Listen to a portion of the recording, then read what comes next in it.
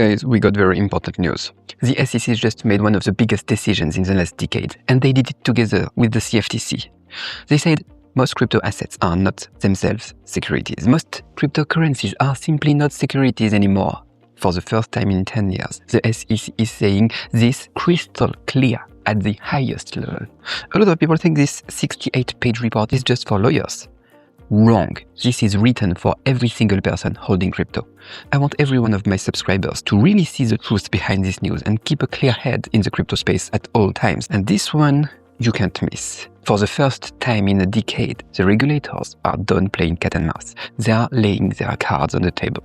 If you don't understand this report, you might still be holding tokens that could get delisted or liquidated any day because they are considered as illegal securities, while missing out on the ones that just got the official stamp as legitimate commodities that big institutions are peeling into like crazy. So this video isn't about policy. It's about how you protect your capital in this year of compliance and maybe even turn things around big time. I recommend you to watch every single second of this video. Every word here is tied to your wallet. So let me start by telling you straight up what I think. This is an absolute bullish development on the policy side. So first, let's break down exactly what this new guidance actually says.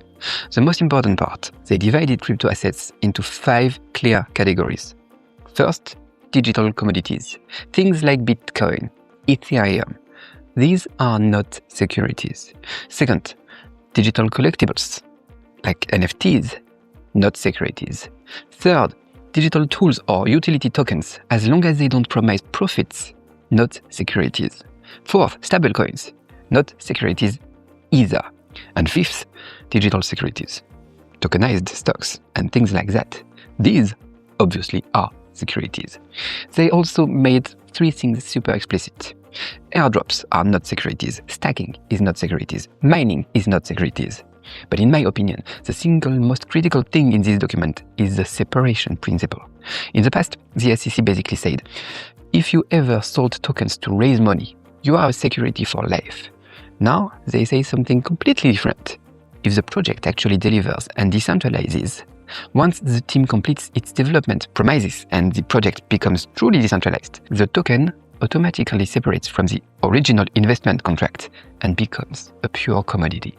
If a project fails or rugs, if the team abandons it or runs away and investors no longer expect them to do the work to pump the price, then the token is also no longer a security. This logic gives thousands of old stuck-in-the-mud projects a real second chance at life. You can already feel it. The whole regulatory wind has completely shifted. And by the way, to make it easier for us to talk and share more, if you want to discuss about all that, I'm planning to set up a Telegram group soon.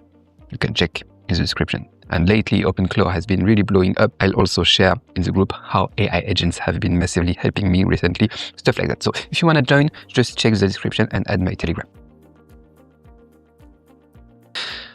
Anyway, at this point, some of you are probably thinking, such huge good news. Why isn't the price pumping yet? The answer is actually pretty simple. This is a long-term bullish catalyst, not a short-term narrative. Short-term price moves, they come from what? Narratives. What's a narrative? Halving is coming. Elon tweeted something. The SEC is suing somebody. It's an event. It's really short-term. Those can send prices to the moon overnight. But then everyone forget it in a few days and then it drops again. Long-term price moves come from what? Structure. Regulation is now clear. Institutions feel safe to enter. Legal risks drop dramatically. Those changes won't make the price jump 10% tomorrow. Or maybe it will, but that's not important, because they will make the foundation of the next bull market way, way stronger. This SEC guidance just poured concrete for the bull market's foundations. We don't know if the house price will moon tomorrow, but without a foundation, a solid foundation, the house might get condemned halfway through construction. The old SEC was a building inspector who could show up and shut everything down at any time. But now, at least we know where we can legally build and where we can't. So, since it's really good news long term, what does it actually mean for regular people like us? Here are some concrete points. First, exchanges, centralized exchanges, decentralized exchanges, just got a lot safer. Before, the SEC could send a letter any day and force delistings. Now there is a clear classification framework. Legal risk dropped massively. Second, institutions can finally come in with real size. Institutions hate uncertainty the most. Now the biggest uncertainty is gone, so one huge barrier just disappeared. Don't get too excited yet. This is still just an interpretive guidance.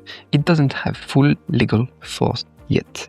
Atkins said its formal rules will be like over 400 pages and they will be coming in a week or two. And whether they actually get finalized depends on Congress too. Plus, the effective date of this guidance is still blank right now. We don't have an exact date. But yeah, it's good, and the biggest meaning of this news obviously isn't bull market start tomorrow, it's that the other shoe finally dropped. For the past 10 years, the crypto industry's biggest anxiety has been that we could get crushed by regulation at any moment. But now we at least know when the hammer might fall and whose head it's aimed at. But I have to remind you, don't treat long-term positive as an excuse to chase short-term pumps. If you are trading short-term, don't stare at SEC headlines. If you are holding long-term, the signification of this news indeed is huge. And yeah, of course, nobody can predict policy 100%. Atkins is pro-crypto right now, doesn't mean it will stay that way forever, but at least the signal today is very clear. People who want to get in can now do it with a lot more peace of mind. What do you guys think? Drop your thoughts in the comments. Let's talk about it, and I'll see you in the next one.